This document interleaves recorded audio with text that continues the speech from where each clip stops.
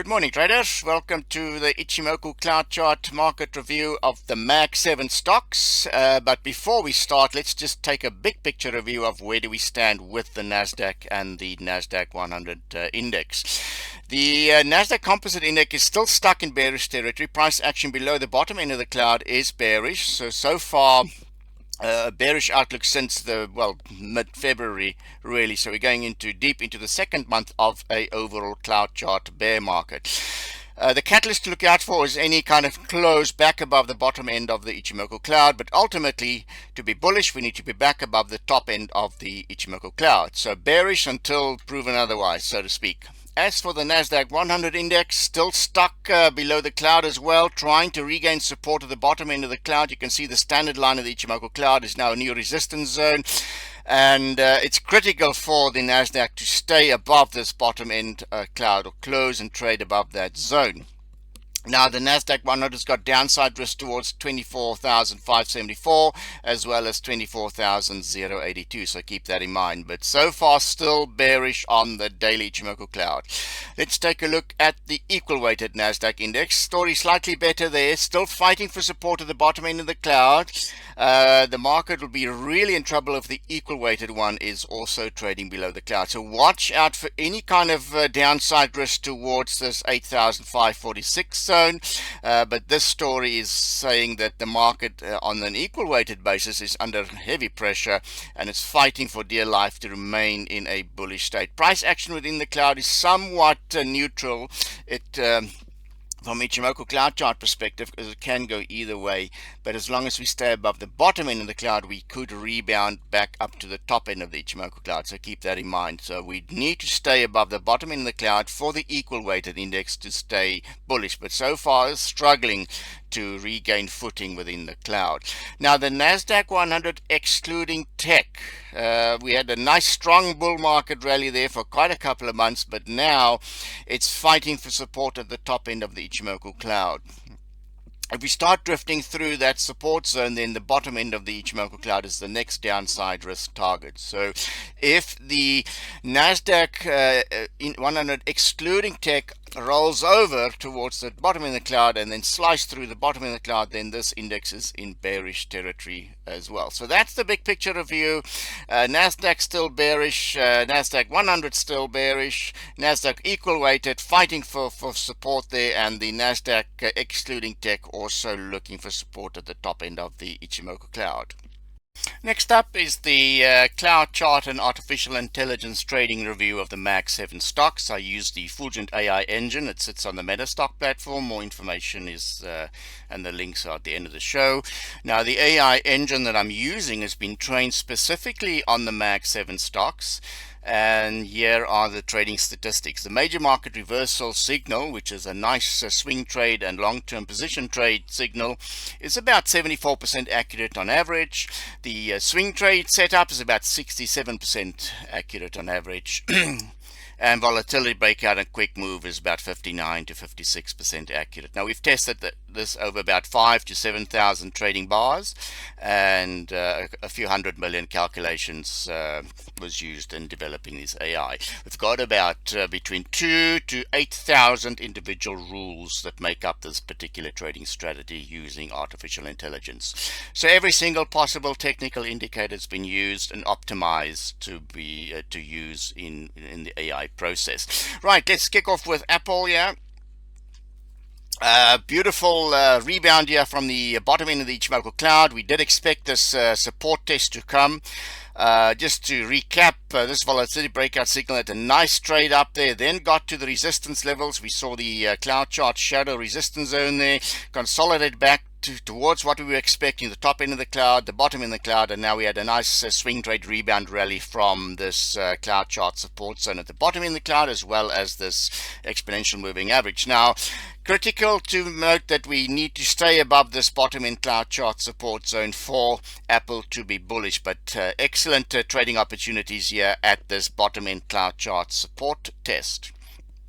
Next one is Amazon. Beautiful volatility breakout signal here. Very wide stop loss here at 188. And also we got a beautiful rebound buy signal on that support test there at 198.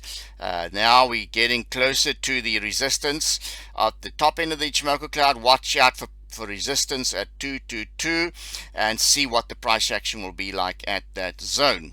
We need to see a breakout past this cloud chart resistance level to be ultra bullish on Amazon, for example. So that's the catalyst to watch out for. But so far so good. Volatility breakout and rebound signal all doing well. Google. Now Google has had some beautiful lots of trading opportunities in Google for the volatility breakout signal there. Then it became too extended from the top in the cloud, took some profit out. And another volatility breakout signal. You had quite a couple of days to get into that one. The stop loss is very, very wide at 291. And we also had two buy signals here. This cloud chart support test there, as well as this one here. As long as we can stay above that bottom end cloud chart support zone, this rally should be okay. But if Google starts to stay trading below the cloud, then this cloud chart will change to bearish as well. Just note that these are these support zones here on the cloud. That cloud level is swing trade rebound support zones. If this 305 support level holds, the upside resistance target would be that top end of the Ichimoku cloud. So far so good for the Google trade. Nice trading opportunity there. Meta, this has been just the textbook example for cloud trading. We had a beautiful volatility breakout signal there, broke through the Ichimoku cloud, another buy signal there, and then reached our target. This was the 743 resistance target there, so that was time to take some profits out of the table there, off the table there. And then we had another swing trade rebound there that got stopped out there, but pretty close to the next volatility breakout signal that's active. You can see how the Fulton AI engine accommodates the very wide volatility adjusted stop loss. So it's still within buying zone here, as long as it stays above this exponential moving average 377. One could see another attempt at this resistance zone at 672. So we really need to see the price action back above 672 to be really bullish on Meta. But so far so good. The volatility breakout signal giving quite a lot of swing trade opportunities in Meta. Next up is Microsoft. Beautiful volatility breakout signal, buy signal there. You can see it got very close to the exponential moving average there, and also this was a major support zone. This zone here at 388 has been a major support zone to be buying Microsoft at. The upside resistance targets is the bottom end of the front end of the cloud there. We can see that's the next major target. 450 is the swing trade upside target in this case, with a very wide trailing stop. We don't want to really be below this low here. So far so good. The Microsoft trade also looking good on a volatility breakout and cloud chart rebound signal. NVDA,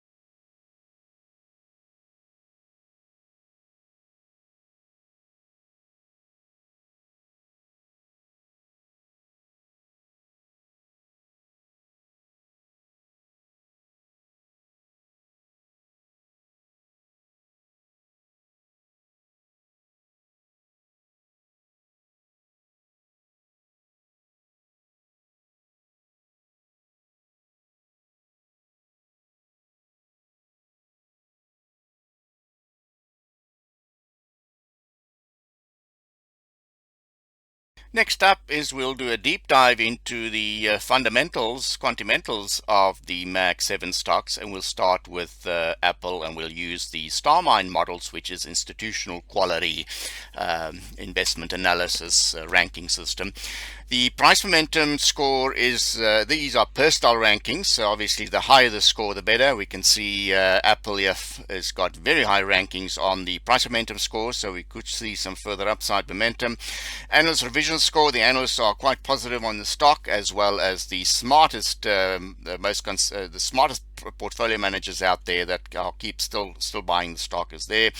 Short interest very low, but the earnings quality is good. Per style rank of 97. So there we deep dive into the balance sheet and look at many factors over many years to see what drives the earnings quality and what drives the earnings, and the earnings quality rank is high.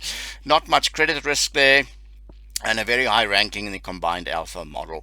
The problem here is insider selling is still ranking very lowly, meaning there's quite a lot of insider selling, and then the two biggest problems is the relative valuation and intrinsic valuation is quite low. We can see here Apple is very expensive on a global ranking basis on these various matrices. So keep that in mind when you're trading Apple, that yes, we've got some bullish momentum. Analyst revision scores are moving up. The best performing fund managers out there are still accumulating the stock. No shorts squeeze rally expected. But it is still a very expensive stock. Next up is Microsoft.